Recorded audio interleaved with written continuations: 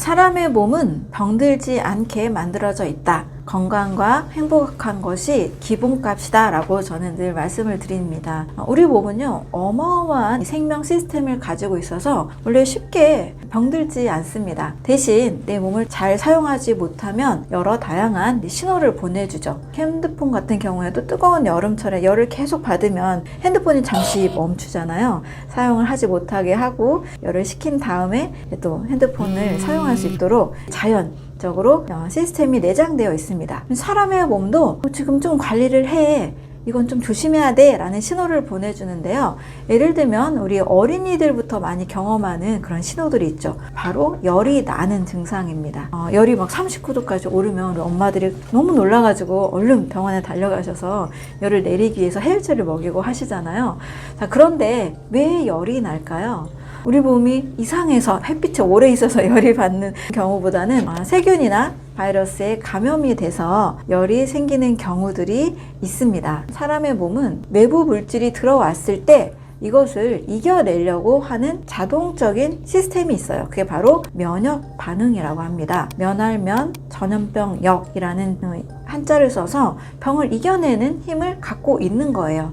그럼 병을 이겨내는 과정 중에는 외부에서부터 우리 몸속으로 뭔가 들어오니까 전쟁을 치릅니다. 없애려고, 이기려고 면역세포들이 병원체로부터 전쟁을 치르죠. 그럼 전쟁터의 상황을 보면 어떤가요? 얌전하고 차분하고 이러지 않잖아요. 막 싸우니까 그 안에서 열이 발생하게 됩니다. 세포들이 그 열을 내면서 열로 인해서 바이러스들을 죽이기도 하고요. 그 열로 인해서 면역 세포들이 더 활발한 작용을 하기도 합니다. 그럼 열이 발생한다는 것은 내 몸이 지금 고치기 위한, 치유되기 위한 하나의 과정인 거죠. 그런데 열을 병으로 보고 열을 내리는, 해열시키는 약을 먹인다 라는 것은 사실은 자연적으로 치료가 되는 것으로부터 더 멀어지는 겁니다. 자, 그리고 설사 같은 것도 보면요, 나쁜 음식을 먹으면 내 몸이 이 나쁜 음식에 있는 독소로부터 지켜내기 위해서 확 빠져나가게 하는 역할을 합니다. 물론 매일 탈수를 일으키는, 매일 있는 설사를 말하는 것이 아니고요, 응급 상황에서 생기는 그런 설사를 뜻합니다. 식당 가서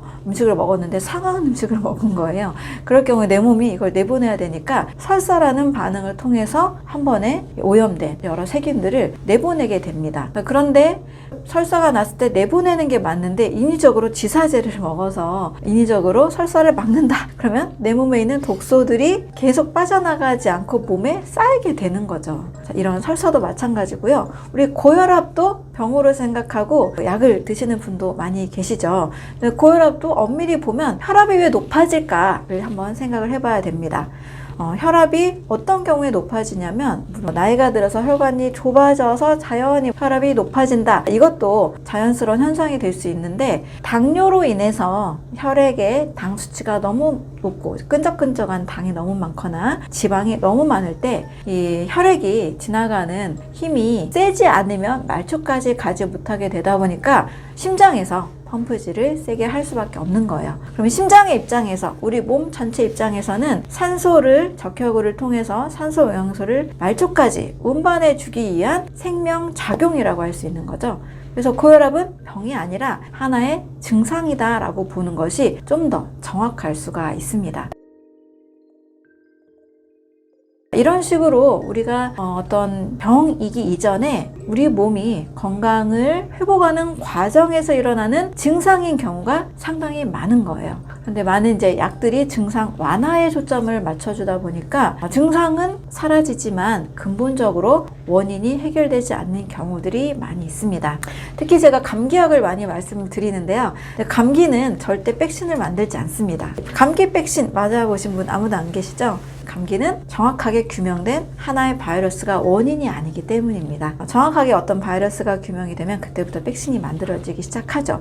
하지만 감기는 리노바이러스, 코로나 바이러스 한 150종 정도가 그 해마다 변이를 일으키기 때문에 감기의 바이러스는 절대 정확히 알 수가 없습니다. 그래서 백신이 없고요. 그래서 치료제도 사실 없는 거예요. 정확한 바이러스가 알 수 없기 때문에 이 바이러스만 잡는 치료제가 아닙니다. 우리가 먹고 있는 일반적인 감기약은 다 콧물을 안 나오게 하고 열을 내리게 하고 기침을 멎게 하는 증상 완화제로 보시면 됩니다. 바이러스에 의해서 기운이 떨어졌기 때문에 기운을 내기 위해서 막 열도 나고 바이러스를 몰아내는 하나의 과정인 거죠. 그래서 유럽이나 독일이나 이런 데 가면 감기약 절대 처방을 안 해주죠.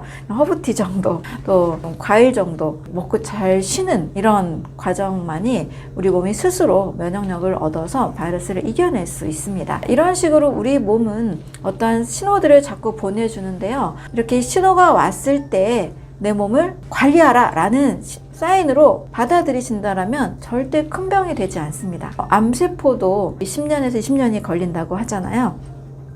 이렇게 큰 병이 오기 전에 관리하면 내 몸은 다시 건강한 몸으로 되돌아갈 수가 있습니다. 자, 그러면 어떠한 신호들을 우리가 관리해라 라는 신호로 봐야 되는지 좀 말씀을 드리겠습니다. 먼저는 절대 만성 피로까지 쌓아두지 않으시길 바랍니다. 피로감을 당연히 여기는 문화에 살고 있는 것 같아요. 피곤하지 않은 사람이 어딨어? 다 피곤하지. 아침에 일어나기 쉬운 사람이 어딨어? 다 일어나기 힘들지. 이렇게 당연히 여기는데 절대 그렇지 않습니다.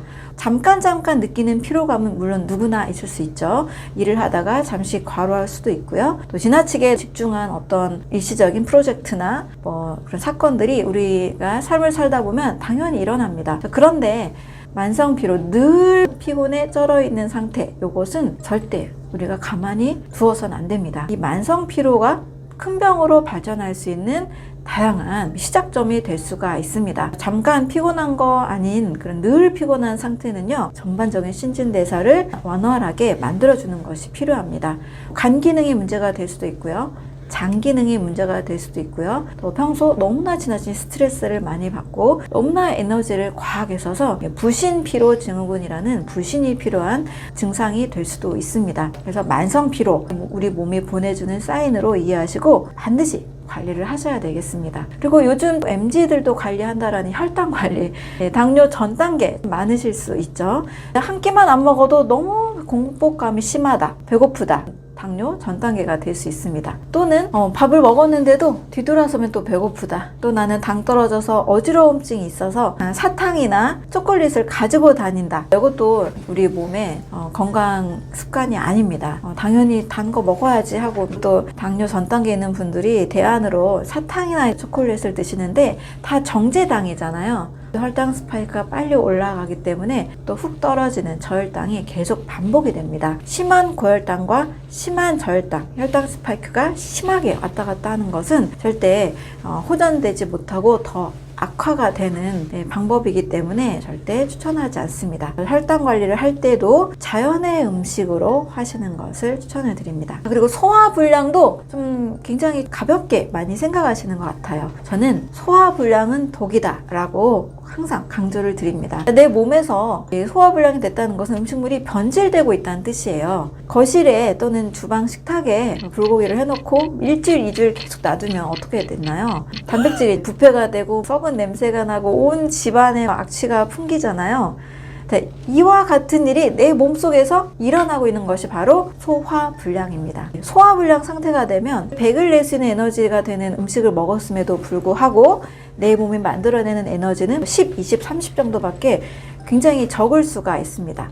잘 먹었는데도 힘이 안 나요. 이런 분들 반드시 소화불량을 꼭 개선하시고, 소화가 잘 되는 음식, 또 최대한 가공식이나 조리된 음식보다 자연의 음식들 위주로 꼭 식사 패턴을 바꿔가시는 것이 필요합니다. 그리고 쉽게 어지러움증이 있는 분들이 계시죠.